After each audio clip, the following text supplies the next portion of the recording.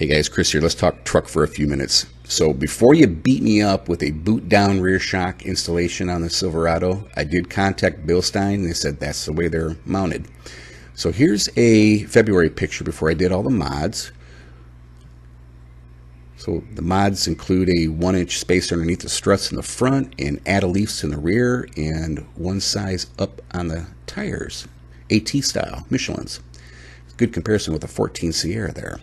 So a mechanic down the road did all the work, and I went with these Rough Country N3 shocks.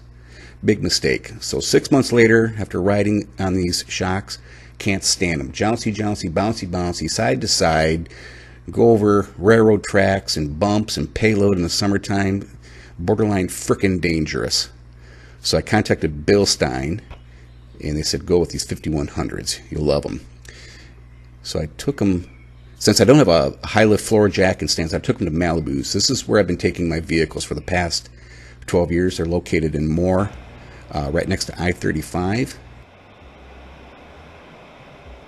These guys are absolutely awesome. They also did my window tinting and spray and bed liner on this truck. Boy, what a night and day difference with these Bilstein shocks on this truck now. So here's Malibu's Facebook page, and I'll leave a link in the description below so you can get in touch with them.